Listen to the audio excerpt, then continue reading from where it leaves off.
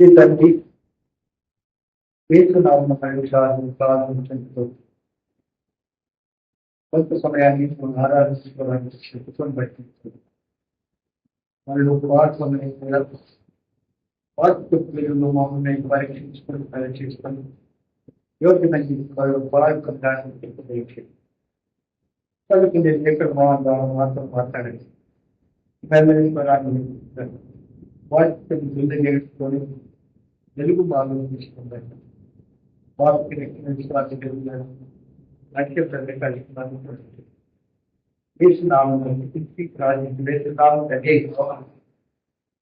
మత్తయి సువార్త 13వ అధ్యాయం 49వ వచనం అందరికి కలిసి చదువుకున్నాం. అలాగే యుగ సమాప్తి అందు జరుగు దేవదూతలు వచ్చి నీతి మంతులలో నుండి దుష్టులను వేరుపరిచి నీతి మంతులలో నుంచి దుష్టులను వేరుపరిచినాడు. కొన్ని 2 జాతులను గురించి చూస్తున్నాం మనం. మొదటిగా గొర్రెలు మేకలు చూశాము, గోధులు దిగులను చూశాము, తర్వాత మంచి చేపలు పెద్ద చేపలను చూసినాం. అవునా? చూశాము. ఇప్పుడు 4వది నీతి మనుషులు అనీతి మనుషులు. నీతి మనుషులు అనీతి మనుషులు. నీతి మనుషులు ఎవరు? లోకనీతిగా చూసినప్పుడు ఏ రకమైన పాపం చేయని వారు కూడా నీతి మనుషులమో అనుకుంటారు. అది వాస్తవమైన వాక్య ప్రకారం చూడండి. రోమీయులకు రాసిన పత్రిక 4వ అధ్యాయం 25వ వచనం. ఆయన మన అపరాధముల నిమిత్తము అప్పగింపబడి మనం నీతిమంతులుగా తీర్చబడటకై లేపబడింది. ఎవరు నీతిమంతులు? యేసు రక్తముతో కడగబడి పరిశుభ్రంగా తీర్చబడిన వారు నీతిమంతులు. లోకరీతిగా నీతిమంతులు కాదు. కనుక చూడండి 5వ అధ్యాయం 19వ వచనం. కాబట్టి విశ్వాసం మూలంగా మనం నీతిమంతులుగా తీర్చబడి విశ్వాసం మూలమున మనము నీతిమంతులుగా తీర్చబడి మన ప్రభు అయిన యేసుక్రీస్తు ద్వారా దేవునితో సమాధానం కలిగి ఉందము. కనుక విశ్వాసం ద్వారా నీతిమంతులుగా తీర్చబడ్డాము. ఆయన రక్తం ఇచ్చి కొనబడిన వారుగా తీర్చబడ్డాము. 3వ వచనం చూడాలి. అంతేకాదు శ్రమ ఓర్పును, ఓర్పు పరీక్షను, పరీక్ష నిరీక్షణను కలుగుజేయనని ఎరిగి శ్రమల యందును అతిశయపడుతుంది. ఎందుకనగా కనుక ఇలాంటి వారు నీతిమంతులుగా తీర్చారు. 24వ వచనం. కాబట్టి నమ్మువారు ఆయన కృపచేతనే క్రీస్తు యేసునందలి విమోచనము ద్వారా ఉచితముగా నీతిమంతులని తీర్చబడుతున్నారు. చూసావు ఏమంటాడు? కాబట్టి నమ్మిన వారు ఆయన కృపచేత క్రీస్తు యేసునందలి విమోచన ద్వారా ఉచితముగా నీతిమంతులుగా తీర్చబడుతున్నారు. కనుక విశ్వాసం ద్వారా, పాపం ఒక్కరు విడిచిపెట్టడం ద్వారా, పాప క్షమాపణ పొందడం ద్వారా యేసు రక్తంతో తమ పాపలు కడుక్కున్న వారు, విమోచింపబడిన వారు, వారిని నీతిమంతులుగా తీర్చాడు. కనుక ఆ జాబితాలో మనం ఉన్నామా? నీతిమంతులు జాబితాలో మనం ఉన్నామా? లేదు. ఎవరు ఉంటారు? ఎవరైతే మారు మనసు పొందినారో అట్టి వారు నీతిమంతులుగా తీర్చబడతారు. ఇంకా ఎవరైతే మారు మనసు పొందలేదో వారు అనీతిమంతులుగా ఉంటారు. అనీతిమంతులుగా. అందుకే నీతిమంతులు ఎవరు, అనీతిమంతులు ఎవరు? నీతిమంతులు లేరు. బైబిల్ ఏమంటారు? నీతిమంతులు లేరు, ఒక్కరు లేరు. అవునంటా? రోమీయులకు రాసిన పత్రిక 3:11 చదవండి. నీతిమంతుడు లేడు, ఒక్కడను లేడు, గ్రహించువాడెవడను లేడు, దేవుని వెతుకువాడెవడను లేడు. కనుక నీతిమంతుడు ఒక్కడే. ఎవరు? 3 లోకాల్లో యోగ్యుడైనటువంటి ఒక్కరు కూడా లేరు. కనుక ఆ క్రీస్తు మాత్రమే యోగ్యుడు. ఆయన నీతిమంతుల్లో ఆయన ఒక్కడు యోగ్యుడు. అయితే దేవుడు తన కుమారుడైన యేసుక్రీస్తునందరి విశ్వాసం ద్వారా మనందరికీ ఉచితముగా నమ్మిన వారిని తన రాజ్యంలో మోక్షంలో చేరుతారు, పరలోక రాజ్యం చేర్చుకుంటాడు. నమ్మని వారికి ఏం చేస్తారు? అనీతిమంతులని అగ్నికుండంలో పడవేయును. ఎవరైతే నమ్మడో అట్టి వారిని అగ్నికుండంలో పడవేయరు. అగ్నిగుణం ఎలాంటిది? అగ్ని ఆరదు, ఆత్మకు చావుండవు. మార్పు సువార్త 9:48. నరకమున వారి పురుగు చావదు. చూడండి, అనీతి మంతులు ఎవరైతున్నారు, ఇంకా ఎవరైతే మారుమనిచి పొందలేదు, పాప క్షమాపణ పొందలేదు, విమోచింపబడలేదు, యేసు రక్తంతో తమ పాపాలను కడుక్కోలేదు. యేసు నిజమైన దేవుడు, నా పాపాల కొరకు చనిపోయి సమాజం తీసేసిన దేవుడు, యేసు రక్తంతో నా పాపాలను కడుక్కుని, అలాంటి వారు మాత్రమే నీతిమంతులుగా తీర్చబడ్డారు. అనీతిమంతులైతే ఎక్కడ? ఆరని అగ్ని గంధకములతో మండుకుంటాం. నరకమున వారి పురుగు చావదు, అగ్ని ఆత్మ చావదు, అగ్ని ఆడిపోదు. అంటే నరకములో అది దేవుడు సృష్టించింది కనుక పరలోకము, నరకము. ఎవరు పరలోకం వెళ్తారు, ఎవరు నరకానికి వెళ్తారు? నీతిమంతులు యేసు రక్తంతో కడగబడ్డవారు పరలోక రాజ్యము. అనీతిమంతులు ప్రభువును రక్షకుడుగా, దేవుడుగా, ప్రభుగా అంగీకరించని వారు ఎక్కడ? ఆరని అగ్ని గంధకములతో మండుగుండంలో పాల్గొంటారు. ఆ అగ్నిగుండము మానవుడు చేసింది కాదు, దేవుడు ఈ రెంటిని సృష్టించాడు, పరలోకము, నరకము. ఎంత విస్తారంగా వాక్యం ఇది కూడా మరి తమ నిజస్థితిని గుర్తించి తమ పాపములు ఒప్పుకొని విడిచిపెట్టలేని వారు ఉన్నారు. అలాంటి వారికి ఆరని అగ్ని గంధకములతో మండుగుండంలో పడవేస్తారు. అక్కడ మనకే సాక్ష్యం ఇస్తుంది, దేవుడు చెప్పినట్టుగా నేను చేయడం లేదని. అప్పుడు నిత్య శిక్షకు పాత్రమవుతూ ఉంటాం. కనుక అది తప్పించుకోవాలంటే మనం ఏం చేయాలి? ఆ శిక్షను తప్పించుకోవాలంటే సజీవులుగా ఉండగానే, బ్రతికి ఉండగానే మన నిజస్థితిని మనం గుర్తించి మన పాపములు మనం ఒప్పుకొని విడిచిపోయి యేసు రక్తంతో మన పాపాలను కడుగొని పరిశుద్ధులుగా తీర్చబడాలని ప్రభు కోరుతూ ఉన్నారు. ఇక్కడ ఆరని అగ్ని గంధకములతో మండుగుండంలో పాల్పడడం ఇష్టమా? పాప క్షమాపణ పొంది పరలోకంలో, వైకుంఠ మోక్షంలో దేవునితో ఉండడం ఇష్టమా? ఏది కావాలి చెప్పండి? ఏది కావాలి? పాపములు విడిచిపెట్టి యేసు రక్తంతో పాప క్షమాపణ పొంది నీతిమంతులుగా తీర్చబడి పరలోకములో నిత్యానందం పొందడం ఇష్టమా? లేదా నామినల్ క్రైస్తవులాగా ఏదో క్రైస్తవులు కనుక గుడికి వచ్చానని చెప్పడం కానీ, లేకపోతే పాప క్షమాపణ పొందకుండా దీన్ని విడిచిపెట్టి వెళ్ళిపోవడం కానీ, దాని ద్వారా వచ్చే శిక్ష ఆరని అగ్ని గంధకములతో మండుగుండం. కనుక ఆరని అగ్ని గంధకంలో మండుగుండంలో పాల్గొనడం ఇష్టమా? పరలోక రాజ్యంలో ప్రవేశించడం ఇష్టమా? చెప్పండి, ఏది కావాలి? అందరికీ నరకం ఇష్టం కనుక ఏం చేయాలి? ఏ రకమైన పాపం మనలో ప్రవేశించదు, ఏ కోణంలో కూడా ప్రవేశించదు. మీరు చూసుకోండి, మనల్ని నిలబెట్టి కొన్నాడు ఆ ప్రియ ప్రభు. కనుక మన ప్రవర్తన ఆయన అధికారం ఒప్పుకుంటున్నాం కనుక మనము కూర్చుంటా, లేచిట, పనుంటా కూడా ప్రభు లెక్కిస్తాం. ఆయన ఎంత ప్రేమిస్తున్నాం, ఆయన చెప్పింది ఎంతవరకు ఇంతేనే కూడా ఆయన చూపిస్తుంటారు. కనుక నీతిమంతులు, అనీతిమంతులు చూశాము. తర్వాత 5వది ధాన్యము పొట్టు. ఏంది? ధాన్యము పొట్టు. మత్తయి సువార్త 3:12. ఆయన చేతిలో ఉన్నది, ఆయన తన కళ్ళమును బాగుగా శుభ్రం చేసి ఏం చేస్తాడు? ఆయన తన కళ్ళమును బాగుగా శుభ్రం చేసి గోధుమలను కొట్టులో పోసి, గోధుమలను కొట్టులో వేసి ఆరని అగ్నితో పొట్టును దాచివేయనని వారితో చెప్పాను, మీతో చెప్పుతున్నాను. ఏంది? ఆయన చేతిలో ఉన్నది. ఎవరి చేతిలో? ప్రభు చేతిలో. అనగా తానే తీర్పు తీర్చేవాడు. 2వది. 3 న్యాయాధిపతి, ఎలాంటి విమార్పు లేనటువంటి యోగ్యుడైనటువంటి ప్రభు. తర్వాత తీర్పు దినమున తన చేతిలోనే ఆయన తీరుస్తాడు. ఎవరిని? పొట్టును ఏం చేస్తాడు?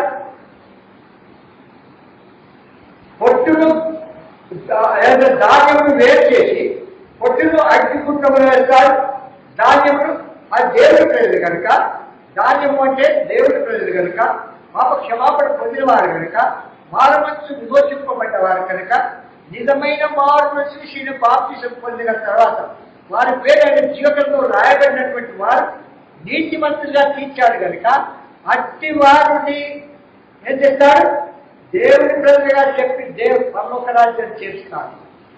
ఇంకా నామినల్ క్రైస్ట్, ఎవరైతే నామకాల క్రైస్తవ జీవితంలో జీవించి పాపములు ఒప్పుకొని విడిచిపెట్టక, మారుమనసు పొందక, వాయిదాలు వేసుకుంటూ వెళ్ళిపోతుంటారు. అలాంటి వారు మరణం ఎవరికి ఎప్పుడు సంభవిస్తుందో తెలియదు. చిన్నలు పెద్దలు. ఒక పిల్లడు అన్నాడు, ఏమని తల్లితో అన్నాడు, సండే స్కూల్ పిల్లడు, మరి ఎప్పుడు చనిపోతాం? మమ్మీ అన్నాడంట. అంటే వాళ్ళ మమ్మీ అన్నాడంట, ఇది సమాధుల తోటకి వెళ్ళినా, సమాధుల తోటకి వెళ్తే ఆ సమాధులు కట్టే సమాధులు ఉంటాయో దాన్ని ఆవికి చూసి తెలుసుకుంటామన్నాడంట. అర్థమైందా? వెళ్ళిపోయిన తర్వాత ఒక చిన్నది, ఒకటి పెద్దది, ఒకటి పెద్దది, ఇంకా అచ్చా ఇందులో అంటే దాని అర్థం ఏంటంటే మరణము ఎవరికి ఎప్పుడు సంభవిస్తుందో మనకు తెలియదు. కనుక మనం ఏం చేయాలి? మన జన్మ కర్మ పాపం ఒప్పుకొని విడిచిపెట్టి యేసు రక్తంతో కడగబడి పరిశుద్ధులుగా తీర్చబడి నిత్య జీవానికి వారసులు కావాలి అని ప్రభు కోరుతున్నాను. కనుక ఎలా ఉన్నది? పొట్టును దానిని కలిపి రెండు ఉన్నప్పటికీ ఒక రెండింటిని వేరు చేస్తాడు. ఒక దినం పొట్టును వేరు చేస్తాడు, ధాన్యమును తన కొట్లో వేసుకుంటాడు, పొట్టును అగ్నిగుండంలో పాటిస్తాడు. కనుక మన జీవితంలో మనం సాతాను సంబంధము అగ్నిగుండంలో ప్రవేశిస్తారు. దేవుని పిల్లలు పరలోకంలో ఉంటారు. తర్వాత ఎన్ని? నీతిమంతులు, అనీతిమంతులు. తర్వాత ధాన్యము, పొట్టు. తర్వాత దేవుని కుమారులు, సాతాను కుమారులు. యోహాను సువార్త 12:12 తను అంగీకరించులో తను ఎందరంగి ఎవరిని? క్రీస్తును ఎందరైతే నమ్మినారో, విశ్వసించినారో, ఆయన మరణభూతాలను విశ్వాసం ఇచ్చినారో అట్టివారే అన్నారు అని అర్థం. తను ఎంత అంగీకరించినో వారందరికీ అనగా తన నామమందు విశ్వాసం ఇచ్చిన వారికి దేవుని పిల్లలగుటకు అది ఆయన అధికారాన్ని గ్రహించను. దేవుని కుమారుల, సాతాను కుమారుడు, అపవాది కుమారుడు. దేనికి నీ జీవితం ఎలా ఉన్నది? ఎట్టు కొనసాగుతున్నావు? దేవుని కుమారుడుగా ఉంటే పరలోక రాజ్యము, సాతాను కుమారుడు ఉంటే అగ్నిగుండం. ఏమంటారు? అందుకంటాడు చూడండి, యోహాను సువార్త 5వ అధ్యాయం 48వ వచనం, 8వ అధ్యాయము 44వ వచనం. యోహాను సువార్త 8:44. మీరు మీ తండ్రి యొక్క అపవాది సంబంధులు. మీరు మీ తండ్రి యొక్క అపవాది సంబంధులు. ఒక నిమిషం.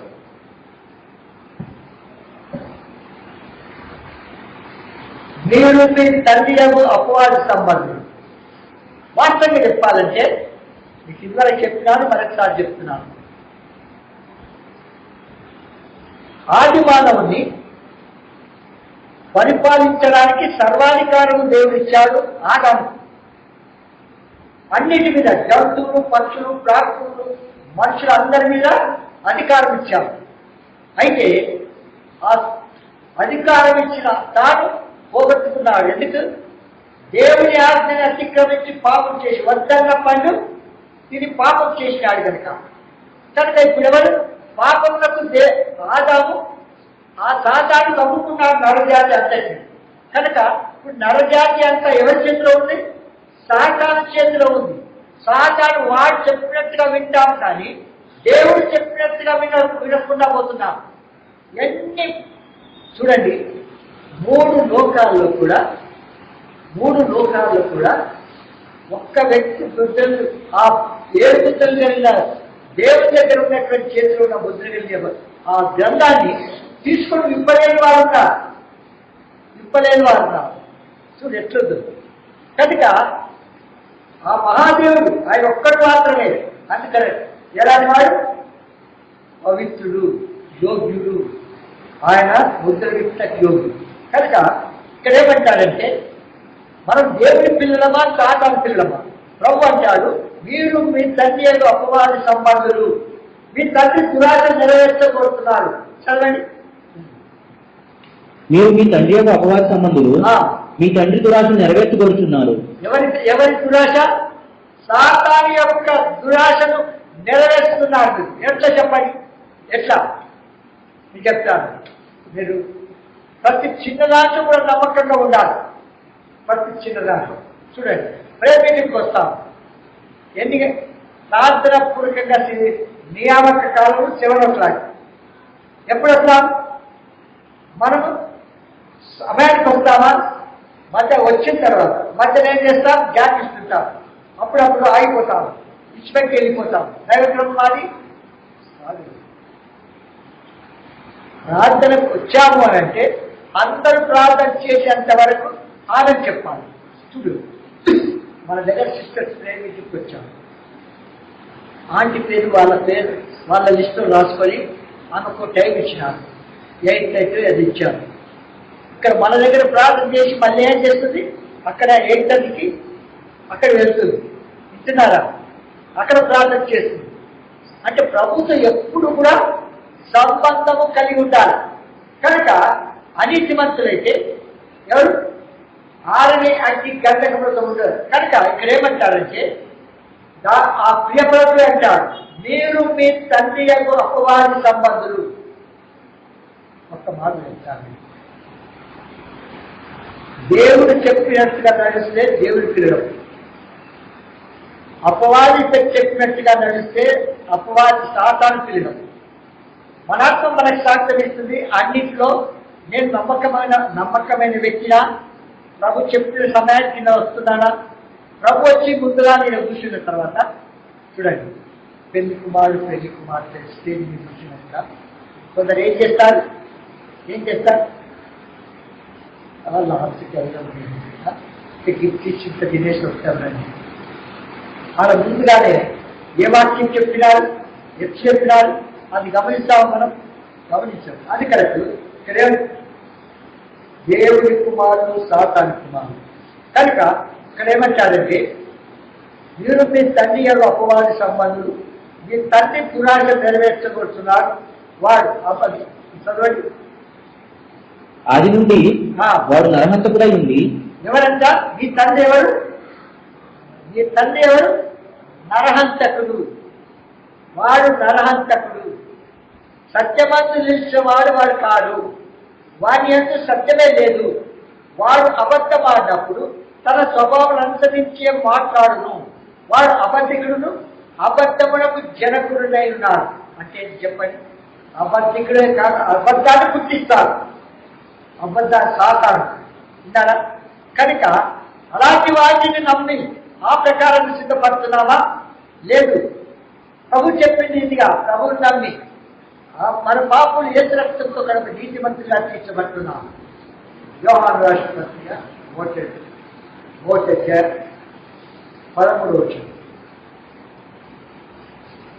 వారు దేవుని వల్ల పుట్టిన వారే కానీ చూడు, ఎవరు? వారు దేవుని వల్ల పుట్టిన వారు. ఎవరు? 12 పెడతాడు. తమను ఎందరూ అంగీకరించారో, ప్రభువును రక్షకుడుగా దేవుడిగా ఎందరైతే అంగీకరించారో ఆయన మరణం పునరుద్ధానం విశ్వాసం వచ్చినాడు. యేసు రక్తంతో తమ పాపం కడుక్కొని పరిశుద్ధులుగా తీర్చబడినారు. అట్టి వారు అని అర్థం. అందుకే తను ఎందరూ అంగీకరించిన వారందరికీ అనగా తన నామమందు విశ్వాసం ఉంచిన వారికి దేవుని పిల్లలకు చూడు. ఇప్పుడు దేవుని పిల్లలవా సాతాను పిల్లలవా? నువ్వు మానసు పొందకపోతే, నీ పాపం ఒప్పుకొని విడిచిపెట్టకపోతే, నువ్వు పశ్చాత్తాపడకపోతే, మాతమేయబడిన మనస్సాక్షి కొనసాగిస్తే, దేవుడు స్పష్టంగా చెప్తున్నప్పటికీ వాయిదాలు వేసుకుంటూ పాపం విడిచిపెట్టకుండా కొనసాగుతూ నిత్య శిక్షణ పాత్రలు అవుతారు. ఎవరికి ఎప్పుడు ఏం సంభవిస్తుందో తెలియదు. కనుక ఏం చేయాలి?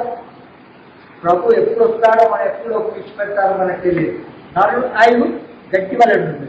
అడవు పూలు పూసినట్టు వాడి పూలు దాని మీద గాలి వీచగా అది ఎగిరిపోతుంది. అవునా సార్? 103 కనుక మన ఆ ప్రియప్రభు నీటి గుడ లాంటిది మన జీవితం, సాగిపోయే నీరు లాంటిది, అంతలో కనబడి అంతలో మాయమైపోయి ఆవిరి లాంటిది. కనుక ఏం చేయాలా? రక్షణ పొందడానికి, మారుమనసు పొందడానికి వాయిదాలు వేయాలా? ఎప్పుడు ఎవరికి ఏం సంభవించి తెలియదు కనుక వెంటనే మన పాపను క్షమించి పరిశుద్ధిగా మాట నిత్య జీవానికి నడిపించేదాన్ని వెంటనే పశ్చాత్తాపడం, వాయిదాలు వెళ్ళకూడదు. ఇప్పుడు చదవండి మళ్ళా 16వ వచనం. వారు దేవుని వల్ల పుట్టిన వారే గాని, చూడు, మారుమనసు పొందిన వారు ఎవరు? దేవుని వల్ల పుట్టినవారు. రక్తము వలనైనను, శరీరేచ్ఛల వలనైనను, మనుష్యేచ్ఛల వలనైనను పుట్టిన వారు కాదు. కనుక వారు దేవుని పుట్టిన వారు కనుక వారు నీతిమంతులు, వారు పరిశుద్ధులు, పరలోక రాజ్యానికి వారసులు. అవునంటే రాలేదా? కనుక మన జీవితం పరీక్షించుకున్నారు. ఇంకా వారు దేవుని ఇంట్లో సదాకాలం ఉంటారు. ఎవరుంటారు? సాధనలాగానే అయిపోతారు. అవునా? ఉంటారా? ఏం చేస్తారు? దేవుని మందిరంలో మా జీవితంలో చెప్పుకుంటే మందిరంలో నుంచి వెలుబడికి వెళ్ళడానికి ఇష్టపడి ఉండే వాళ్ళంతా బయట లోకంలోనికి వెళ్ళిపోయినామంటే, మృణాస్తం వెళ్ళాలంటే ఎట్లా ఉందంటే వారి మాటలు, వారి క్రియలు ఎంత భయంకరంగా ఉండేవి. అందుకొరకు ఎప్పుడు దేవుని మందిరంలో పడతామా, భోజనానికి వెళ్ళి భోజనం చేసి వెంటనే మళ్ళీ వచ్చి మందిరంలో ఉండేది. ఇప్పుడు మందిరంలో ఉంటే తప్పించుకొని పరిగెత్తుంటారు. చూడండి ఎలా అప్పటి ఆత్మీయత, ఇప్పుడు ఆత్మీయత ఎలాగుందో చూడండి. ఎంత వాక్యం చెప్పినా, పరిశుద్ధాత్మ దేవుడు మనల్ని ఒప్పించినా మనం విజయం చూపిస్తాం. కనుక వారు దేవుని ఇంట్లో సదాకాలం ఉంటారు. ఎవరు? నీతిమంతులు. ఎవరు నీతిమంతులు? యేసు రక్తముతో తమ పాపాలు కొరకు పరిశుద్ధిగా తీర్చబడిన వారు లోకరీత్యా నీతిమంతులు కాదు. వారి మనిషికి దేవ దృష్టిని మురికి పేరిక లాంటివి అంటారు. లోకరీత్యా దృష్టి అబద్ధమానదు, దొంగతనం చేయదు, ఇవన్నీ చేయదు. పాపాలు అనేది చెయ్యకపోయినా కూడా యేసు రక్తముతో నీ పాపాలు కడుక్కున్నావా? ఎందుకు చెప్పండి? జన్మ పాపం నీలో ఉన్నది. లోకరీత్యా పైకి కనబడే పాపాలు నువ్వు ఒక్కరు విడిచిపెట్టావేమో. అయితే జన్మ పాపాన్ని తీసేసావా? ఏ మానవుడు, ఏ డాక్టరు, ఏ బోధకుడు, ఏ పూజారి, ఏ మానవుడు ఎవరు తీసివేయలేదు. అవునా? వాస్తవమే కాదా? కనుక జన్మకర్మ పాపాలు పోవండి, యేసు రక్తంతో పాపాలు కడుక్కోవాలి. యేసు ప్రభా, నా పాపాలకు చనిపోయి సమాజం తిరిగి లేచావు, నమ్ముతున్నాను ప్రభా, నా పాపను క్షమించు, నన్ను కుమారుడిగా చేసుకో, నన్ను నీతిమంతులుగా చేసుకో, నేను ఇప్పుడు చనిపోయిన పరలోకంలో ఉండేలాగా చేయాలి, ప్రార్థన చేసుకోవాలి.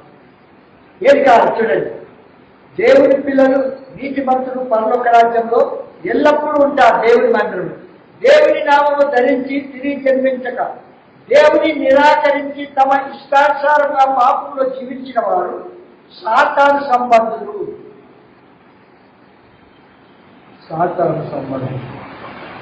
వీరు నిత్య శిక్షలోకి, దేవుని బిడ్డలు నిత్య శిక్షలోకి ప్రవేశిస్తారు. ఏది కావాలో తీర్మానం చేసుకోండి. కనుక సమయం అయిపోయింది, ఇంకా పూర్తి చేద్దామనుకున్నా కానీ ఇప్పటికి సమయం చాలా అయిపోయింది. కనుక మన జీవితంలో ఎలా ఇప్పుడు మొదటి నుంచి ఏమేమి నేర్చుకున్నాను చెప్పండి. పోయిన వారం ఈ వారం మొదట గొర్రెలు మేకలు. ఓకేనా? గొర్రెలు మేకలు. రెండవది గోల్మలు గురుగులు. రెండవది గోల్మలు గురుగులు. మూడవది మంచి చేపలు చెడ్డ చేపలు. అవునా? మూడవది. నాలుగవది నీతిమంతులు అనీతిమంతులు. తర్వాత ఐదవది ధాన్యము పొట్టు. ఆరవది దేవుని కుమారులు సాతాను కుమార్తెలు. అవునా? చూసామా? ఇంకా కొన్ని ఉన్నాయి. దేవుని చిత్రమైన ఎప్పుడు నటిస్తే అర్పిస్తాం. కనుక ప్రార్థన చేస్తాం. ప్రియ తల్లి, ఏసునామం మరొకసారి పాల్పంచుకొస్తున్నాం. మా ముందుకు తీసుకొచ్చిన లేఖను బాగుందన్నింటినీ నీతిమంతులు ఎవరు, అనీతిమంతులు. మరి పరలోక రాజ్యంలో ఎవరు చేస్తారు, నరకం ఎవరు వెళ్తారు? ప్రభా, వీటన్నిటి స్పష్టంగా మీరు నాకు తెలియచేస్తూ వచ్చావయ్యా. అందుకే నీకు మా హృదయపూర్వకమైన కృతజ్ఞతలు ప్రారంభించుకుంటున్నాం. మానవ భాషిస్తున్న వాక్యాన్ని పరిశుద్ధాత్మ కార్యము లోతుగా జరిగించి పాపకి రక్షణ విశ్వాస ఎదుగుదల ముందుకు నడిచే ఐక్యవాక్యాన్ని నడిపించవలసిందిగా కోరుకుంటున్నాం. యేసు నామములో స్తుతించి ప్రార్థించుచున్నాం తండ్రి. ఆమేన్.